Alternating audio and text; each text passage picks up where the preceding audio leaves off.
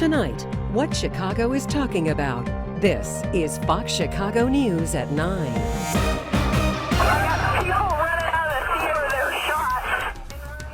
Terror inside Theater 9 in Colorado. A masked gunman loaded with a small arsenal opens fire. The suspect, an honor student dressed head to toe in body armor, is in custody and talking tonight. And a Chicago area family now fears their son could be among the victims. Good evening, I'm Bob Surratt. And I'm Robin Robinson. In this special edition of Fox Chicago News, we begin with the shocking numbers in Colorado. 70 people shot, 12 of them dead. We are covering all angles of the movie massacre tonight, including Dane Placco on the suspect's past and elaborate plan of terror.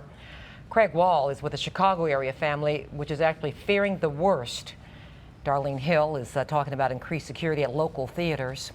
And Tisha Lewis has more on the role of social media in all this. Plus, Mike Flannery with exclusive breaking details on how the shooting's affecting the gun debate right here in Illinois. We begin in Aurora, Colorado, and Craig Boswell from Fox News live with the very latest. Craig?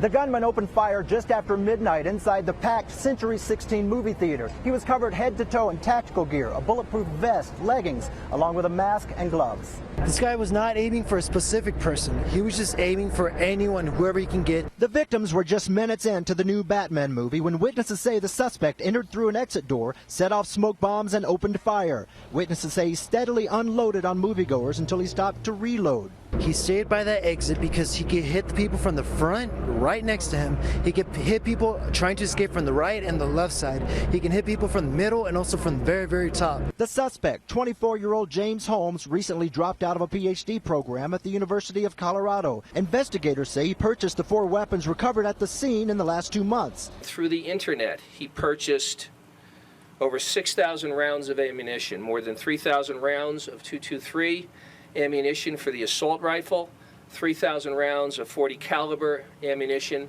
for the 2 Glocks in his possession, and 300 rounds for the 12-gauge shotgun. His apartment about 4 miles away from the theater was booby-trapped with sophisticated explosives set with tripwires. We evacuated 5 apartment buildings, including the apartment building of the subject. Holmes was arrested outside the theater without incident. No word yet on a possible motive. He's expected to be in court on Monday. Police say he had an assault rifle, a 12-gauge shotgun, and a couple of Glocks. Theaters across the nation showing the new Batman movie have stepped up security, and many are now not allowing costumes. In Aurora, Colorado, Craig Boswell, Fox News. Now, police do believe they have their man. What they don't have is a motive. Just who is James Holmes and why would he commit such a horrific crime? Our Dane Placco's been looking into that part of the story. Dane. And Robin, word out of Colorado tonight is that Holmes has clammed up and is not talking to investigators. Before today, his only contact with police was a traffic ticket. At 16, he was the picture of innocence, known as Jimmy Holmes to high school friends. But 8 years later, his life was troubled. Last month, Holmes dropped out of the University of Colorado, where he'd been pursuing a doctorate in neuroscience.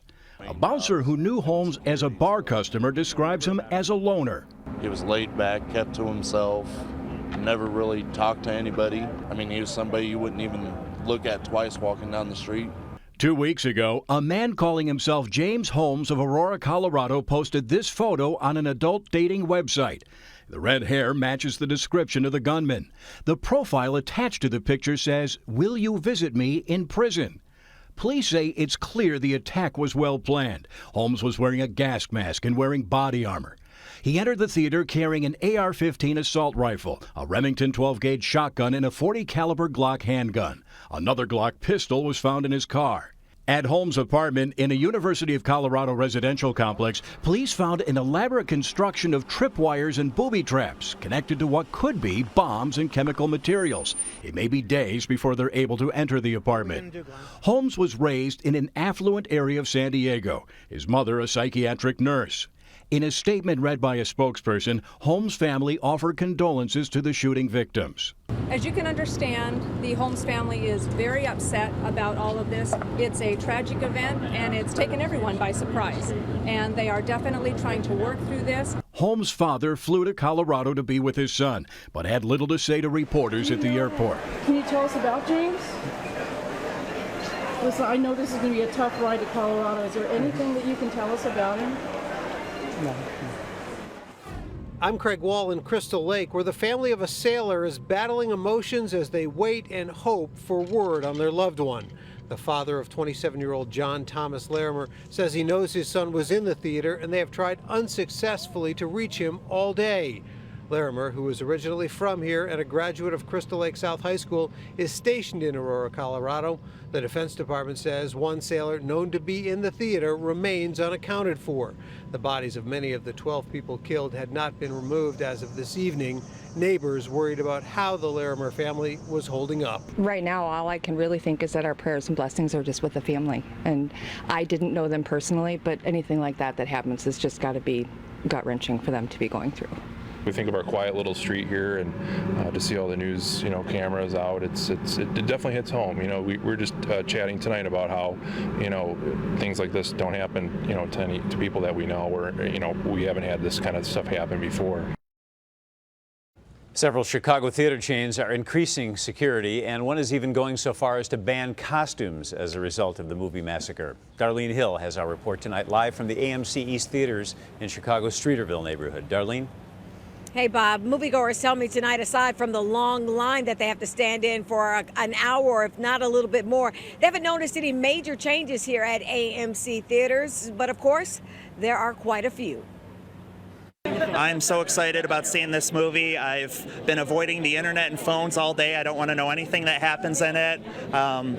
This is the highlight of my summer. The lines are long at the AMC Theaters in Streeterville. Most shows for The Dark Knight Rises are sold out. With tickets in hand, some moviegoers say their hearts are heavy. It's a shame that it has to be like this, but I'm grateful that they are taking measures to make sure everybody's safe. And it's unfortunate, but it's kind of where we live in. This Batman movie is one of the most anticipated films in years. Now, instead of the stars and stunts, some Batman fans stayed home to remember the victims of the movie massacre.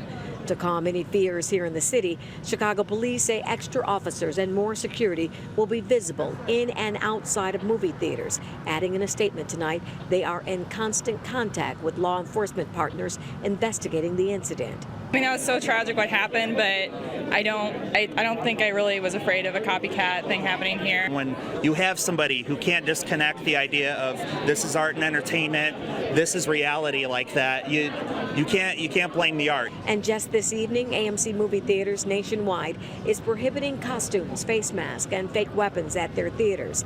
Some say that's going overboard, while others say it may be necessary. I think it's really unfortunate. That said, I don't think it's going to change my movie-going experience. If they ask me to take it off, I'm sure I'll take it off. Another change, Robin, here at the AMC Theater here in Streeterville. Instead of Sean Penn's trailer for Gangster Squad being shown now at movie theaters across the nation, Warner Brothers has pulled that because apparently there's a scene in it where there is a shootout in a movie theater. Back to you in the studio, Robin. All right, thank you very much, Darlene Hill there in Streeterville. Now, months before this latest massacre, a legislative task force here began studying whether Illinois should allow residents to carry loaded handguns. 49 other states do allow it. Tonight, Fox Chicago political editor Mike Flannery has exclusive details of a draft report prepared for that task force. Sources tell Fox Chicago News the draft report concludes that licensing some Illinoisans to carry loaded guns would not increase violence overall. We've also learned the state legislative task force did a poll that found overwhelming support for such a plan in suburban Cook County. In Chicago, 54% backed the right to pack, a sentiment we found in a high crime section tonight on the west side. So you'd like to have the right to carry a loaded weapon? Yes, I would. Yes, I would. A lot of people are out here carrying them anyway. Exactly. So we may as well carry them legally to protect ourselves. The neighborhood state representative is chairman of a 13-member General Assembly task force about to deliver a report on how concealed carry could affect Chicago. What's the conclusion? Will there be a dramatic impact in Chicago if people are allowed to carry loaded weapons? The report shows that it will not be a dramatic impact. Still, Representative Ford said he'd vote against a pending concealed carry proposal unless it's amended to ban the sort of high-capacity, rapid-fire weapons allegedly used in the latest massacre in Colorado. The bill's chief sponsor told Fox Chicago News today he could call it for a vote on August 17th. They've tried everything else there. I think the city officials in Chicago and in Cook County should try this. People in the state of Illinois don't want to see someone carrying a loaded, concealed gun in public places, at youth sporting events, Little League games, soccer games. The National Rifle Association and other gun rights groups hope federal courts will soon force Illinois to let residents carry loaded firearms. It is the only state without any sort of concealed carry licensing procedure. Mike Flannery, Fox Chicago News. There is shock and sadness around the country tonight. Entertainment reporter Bill Zwecker joins us now with Hollywood's reaction to the Colorado tragedy. Bill? Shock everywhere, that's for sure. I'll tell you, in this age of social media, Hollywood's response was swift. Warner Brothers, The Dark Knight Rises studio immediately issued a statement of condolence, and the film's director, Christopher Nolan, made his own very poignant statement. Nolan called movies, quote, a great American art form, and watching them one is an important and joyful pastime. That someone would commit an act of violence against innocent people there is savage and devastating. Nolan and the cast are in Paris for the now canceled European premiere of the film. A cancellation, I've learned, was first brought up by Nolan in wake of the tragedy. Similar appearances in Mexico and Japan have also just been canceled. Warner Brothers is now revamping their marketing program for The Dark Knight Rises, planning to replace all trailers, omitting all guns and references to guns. Tons of celebrities made statements expressing shock at last night's senseless attack, but some went further. Tyrese Gibson tweeted, quote, these are really the end of our days. People's devious crimes are getting worse and worse. Larry King also used Twitter to express his outrage about the ease of gun ownership in the United States. And today, Hollywood insiders told me the killings in Colorado will have an impact, they think, on future productions. An example came from Sons of Anarchy creator Kurt Sutter, and this is a quote, it kind of makes me question my liberal use of violence in storytelling. So we will see how long this influence from this terrible tragedy has on Hollywood. You never know. You think it's going to have a lasting influence?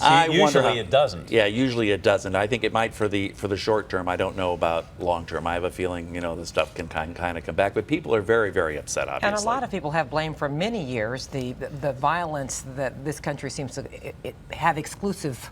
You know, a corner on the market of this type of violence. That's right. Is because of, you know, blaming the media is always easy, but we have a lot of violence in our movies. Absolutely. In the most popular movies. Exactly, like this. All right, thanks, Bill. Yep. Stay with us for this entire hour. We will have much more on the movie massacre in Colorado. Still to come, President Obama's response and the role of social media, plus the eerie similarity between this massacre and an old Batman comic book. We'll also take you back live to the scene outside the theater for any breaking developments. Let's get a quick look now at tomorrow's weather. Chief Meteorologist Bill Bellis is here with the Saturday forecast. Bill. Hi, Robin. Hi, Bob. How you doing? Hey, yeah, we're going to start to heat things up tomorrow, but not before a beautiful Friday night. One of the nicest we have had in over 2 weeks. There are the numbers. Low to mid 60s. You can open up the windows. You can sit outside tonight and just relax. A beautiful evening. But look what happens. The atmosphere is still pretty dry tomorrow. So even though we start in the mid 60s, we're going to climb all the way to 92. And Bob and Robin, there is